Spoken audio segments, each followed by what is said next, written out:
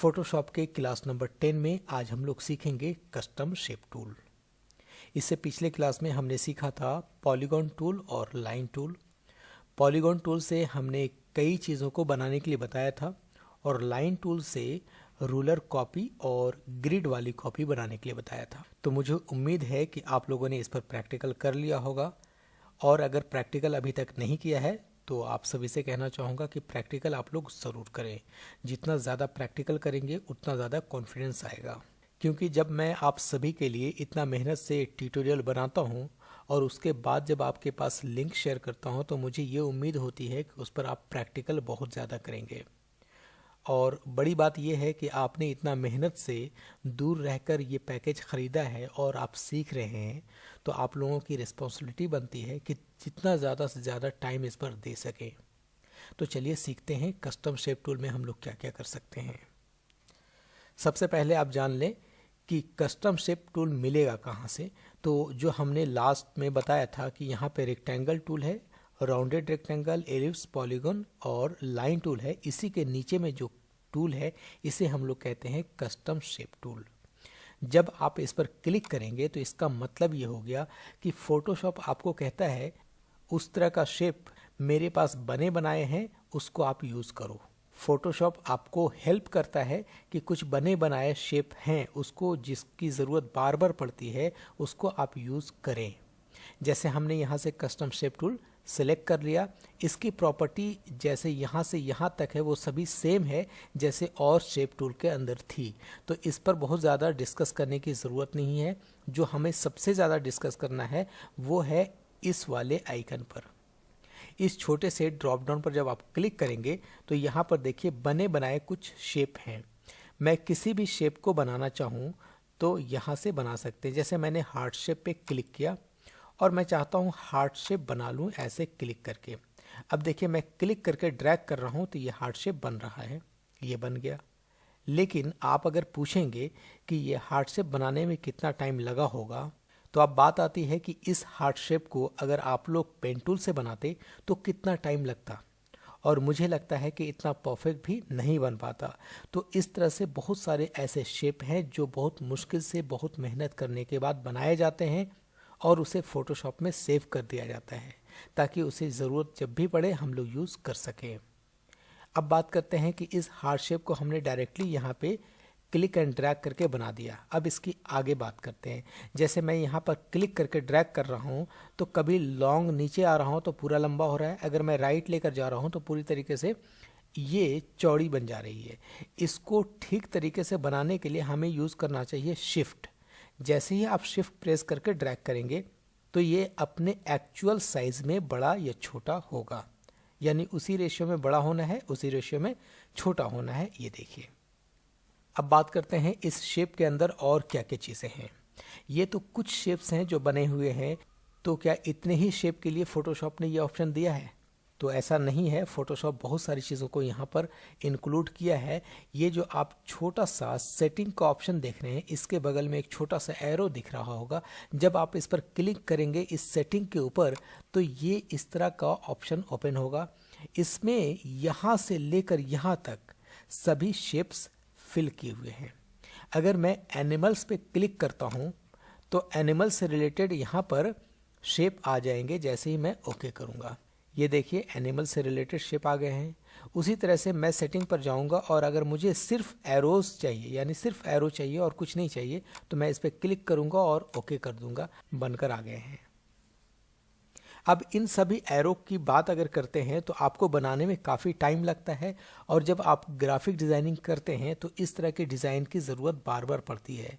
तो जिस डिज़ाइन की ज़रूरत बार बार पड़े उसे बनाकर सेव कर लेना चाहिए, जैसे फ़ोटोशॉप ने सेव करके दिया हुआ है। ये आप खुद से भी बना करके सेव कर सकते हैं। उसके ऊपर इसी पैकेज में एक ट्यूटोरियल आएगा जिसमें मैं बताऊंगा किस तरीके से शेप बनाना चाहिए, किस तरीके से ब्रशेस बनाना चाहिए और उन सभी को कैसे सेव करेंगे। तो उस पर एक ट्यूटोरियल आएगा, तो उस पर अभी आप लोग ज़्यादा फोकस ना करें। अभी जो मैं बता रहा हूँ उस पर फोकस करें। अब हमने यहाँ पर क्लिक किया था और एरोस को ओपन किया था। उसी तरीके से अगर मुझे चाहिए फ्रेम्स, तो मैं यहाँ पर क्लिक करूँगा और ओके करूँगा तो यहाँ पर सभी फ्रेम बने बनाए आ जाएंगे। अब आप पूछेंगे कि मैं बार बार क्लिक कर रहा हूँ तो वो नई चीज़ें आ जा रही है, पुरानी चीज़ें यहाँ से ख़त्म हो रही है, तो आप कहेंगे क्या उन सभी को मैं एक साथ यहाँ पर नहीं देख सकता हूँ? तो हाँ, बिल्कुल देख सकते हैं। उसके लिए एक ऑप्शन यहाँ पर ऑल का भी दिया हुआ है। अगर आप इस पर क्लिक करेंगे और इसको अपेंड कर देंगे, अपेंड का मतलब होता है ऐड कर देना, यानी इसी में जोड़ देना। जैसे इसको आप अपेंड करेंगे तो जितने भी शेप्स फोटोशॉप में हैं ऑलरेडी सेव किए हुए, वो सभी यहाँ पर बने बनाए आ जाएंगे। अब सपोज आपको एक इस तरह का शेप चाहिए, अब सपोज आपको एक इस तरह का फ्लावर चाहिए जिसको आप बनाना चाहते हैं, तो मैंने इस पर क्लिक किया और इस तरह से ड्रैग करके मैं इसको बनाना चाहता हूँ ऐसे। तो देखिए इस तरह का शेप हमारा तैयार हो गया है।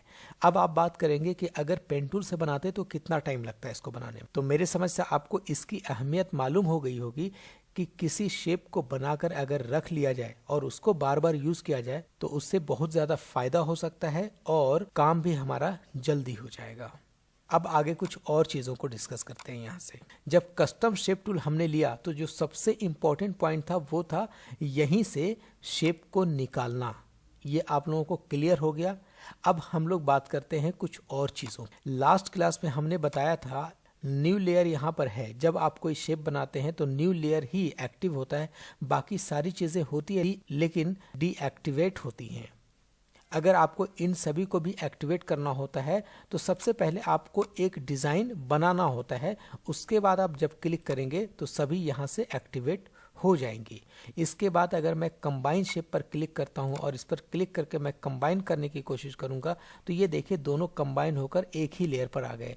अब अगर मूव करेंगे तो दोनों एक साथ मूव करेगा और ये जो पाथ साथ में दिखाई दे रहा है, जैसे ही हम लोग कंट्रोल एंटर प्रेस कर देंगे फिर कंट्रोल डी, तो ये पाथ भी यहाँ से गायब हो जाएगा और ऐसा लगेगा कि ये दोनों ऑब्जेक्ट एक ही ऑब्जेक्ट है।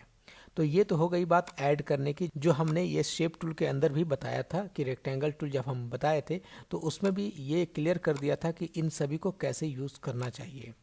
तो अभी मैं इस पर बहुत ज़्यादा फोकस नहीं करूंगा। यहाँ पर आप लोगों ने देख लिया कि कस्टम शेप टूल को कैसे यूज़ किया जाता है। अब हम लोग बात करते हैं थोड़े से लेयर पैनल के बारे में।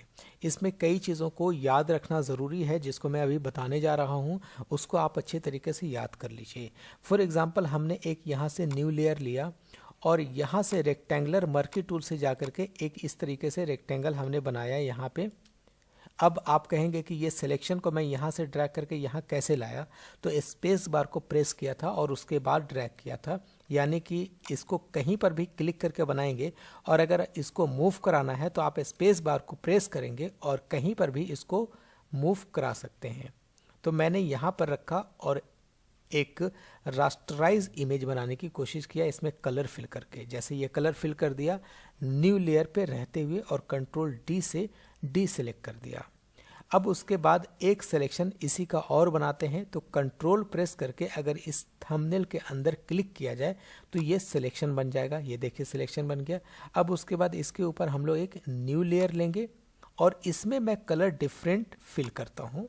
मैं यहाँ से कोई ब्लू कलर इस तरह का फिल करता हूँ ऑल्ट बैक स्पेस से और कंट्रोल डी से डी सिलेक्ट करते हैं, मूव टूल पर जाते हैं और इसको ड्रैग कर सामने लेकर आते हैं ऐसे। अब हमारे पास ये दो ऑब्जेक्ट है, इन दोनों को मैं मर्ज कराना चाहता हूँ। आपको ध्यान ये रखना है कि ये रास्टराइज इमेज है। क्या है? Rasterise image. अगर इन दोनों को सेलेक्ट करके कंट्रोल ई से मर्ज होता है, दो लेयर या दो से ज़्यादा लेयर को मर्ज कराना है तो आप कंट्रोल प्लस ई प्रेस करेंगे सभी लेयर को सेलेक्ट कर लेने के बाद।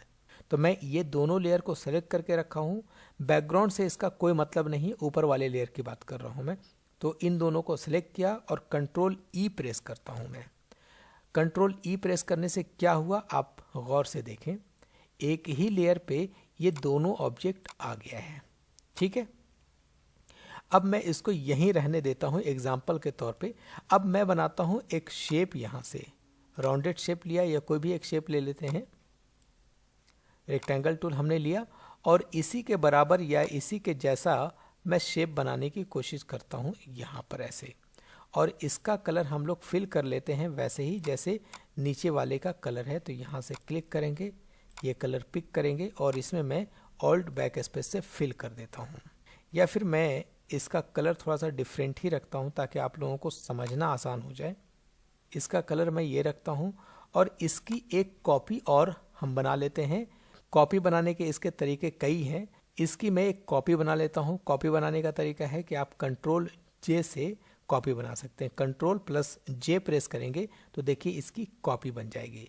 अब उसके बाद इसको हम लोग ड्रैग करके यहाँ लाएंगे और इसमें हम लोग कलर फिल कर देंगे कोई, और मैं यहाँ से ग्रीन कलर फिल कर देता हूँ ऑल्ट बैक स्पेस से। और अब देखिए इन सभी को, ये ऊपर वाले जो दोनों शेप में है, इसको मैं ड्रैग करके कहीं साइड में कर देता हूँ और इसको ऊपर कर देता हूँ ऐसे, और इन दोनों को मैं यहाँ रखता हूँ ऐसे। अब आपको यहाँ से एक इम्पॉर्टेंट चीज़ समझना है, वो समझें आप। वो ये है कि अभी जो हमने बनाया ये दोनों लेयर, ये दोनों शेप टूल से बनाया तो अल्टीमेटली ये दोनों शेप में है, लेकिन नीचे वाला जो दोनों लेयर था वो रास्टराइज लेयर था। उसके थंबनेल पे कुछ अभी भी नहीं है, लेकिन इन दोनों के थंबनेल के कॉर्नर पे देखेंगे तो शेप का यहाँ पर निशान दिखाई देगा। अब हम लोगों को, जब आप इन दोनों लेयर के थंबनेल के कॉर्नर पर देखेंगे तो आपको एक शेप का आइकन दिखाई देगा, लेकिन इसके कॉर्नर पर कोई भी आइकन दिखाई नहीं दे रहा है। अब मैं ऊपर के दोनों लेयर को सिलेक्ट किया हूं और कंट्रोल ई से मैं मर्ज करता हूं। आप डिफरेंस देखेंगे, फिर आपका कॉन्सेप्ट क्लियर हो जाएगा। कंट्रोल ई से मैंने इसको भी मर्ज कराया। क्या डिफरेंस हुआ ये मुझे बताइए। कंट्रोल जेड से फिर से वापस जाता हूं, फिर कंट्रोल जेड से वापस जाता हूं। क्या डिफरेंस हो रहा है ये देखिए आप। अब मैं समझाता हूं। नीचे वाला जो लेयर था वो दोनों रास्टराइज था, और उसको जब हमने कंट्रोल ई से मर्ज कराया तो दोनों अलग अलग कलर है, तो दोनों का सेम कलर नहीं हुआ।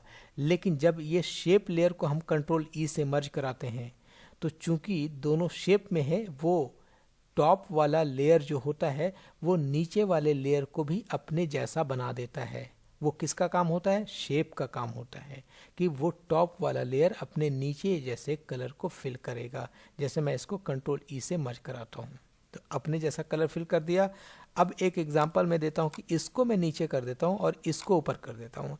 अब आप कहेंगे कि ये ऊपर इसलिए हमने किया दिखाने के लिए कि आपको मालूम हो जाए कि अब जब हम लोग दोनों को मर्ज कराएंगे तो देखिएगा कि ऊपर वाला कलर ही दोनों में फिल हो जाएगा। अब मैं कंट्रोल ई से मर्ज कराता हूँ, ये देखिए।